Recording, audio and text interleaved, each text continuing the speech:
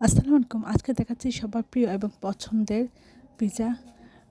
আমরা প্রথমে এখানে ৪ কাপ নিয়েছি, আটা নিয়েছি, পৌনে ৪ কাপ।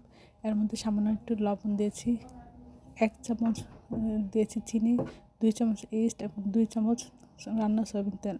আমরা শুকনো উপকরণগুলি প্রথমে আগে মিশিয়ে নিয়েছি, তারপর কুসুম গরম পানি দিয়ে এটা নরম সফট একটা ডো তৈরি করেছি। প্রথমে এরকম হয়ে যাবে, দেখে ভয় পাওয়ার কিছু নেই। 10 মিনিট মধ্যে পরে এরকম তারপরে আমরা এটা রেস্টে রেখে দেবো কমপক্ষে আধা ঘন্টা, 2-3 ঘন্টা রাখলে ভালো হয়।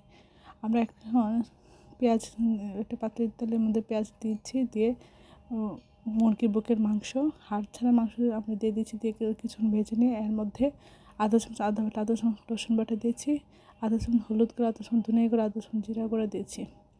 দিয়ে আমরা এটা এর মধ্যে দিয়ে দিচ্ছি ক্যাপসিকাম, গাজর, তারপরে মটরশুঁটি এবং শেষে দিয়ে দিচ্ছি টমেটো। দিয়ে শুধু একবার একটু নাড়াচাড়া করে আমরা রেখে দেবো।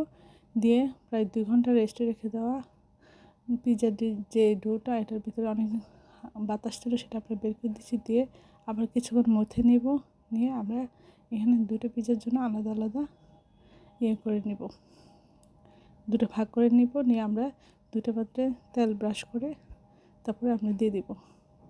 এভাবে ডোটা নিয়ে হাত দিয়ে চেপে চেপে ছড়িয়ে দিয়ে আমরা এই পিৎজার যে রুটিটা সেটা তৈরি করে দেবো। সাইড দিয়ে একটু কিছুটা মোটা রাখবো আর মাঝখানে একটু পাতলা। তারপরে যে কাঁটা চামচ আমরা এইভাবে দাগ করে নেব যেন এর ভিতরে বাতাস না থাকে। আমরা এর মধ্যে দিয়ে দিচ্ছি টমেটো সস। এটা আমার তৈরি টমেটো সস, আপনারা এর লিঙ্কটা দেখতে পারেন। আমরা এর মধ্যে দিয়ে দিচ্ছি সবজিগুলো, দিয়ে তারপরে দিয়ে দিচ্ছি মোজারেলা চিজ, দিয়ে আমরা এটা ওভেনে দিব 15-20 মিনিট। দিয়ে আমরা এভাবে নামিয়ে নেব। আমরা একটু পোড়া খেতে পছন্দ করি, তাই এরকম আমরা করে নিচ্ছি। এতটাই নরম সফট হয়েছে যে বাজারের দোকানের পিৎজাকে হার মেনেছে। এতটাই নরম, এতটাই সফট আর এতটাই টেস্টি। সবাই এটা খেয়ে এত প্রশংসা করেছে যে বলার বাহিরে। আশা করি আপনারা বাসায় এভাবে ট্রাই করবেন এবং প্রিয়জনকে বানিয়ে খাবেন।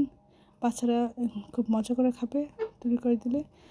আমার সাথে লাইক করবেন, শেয়ার দেবেন, সাবস্ক্রাইব করবেন এবং প্রিয়জনকে বেশি বেশি করে শেয়ার দেবেন।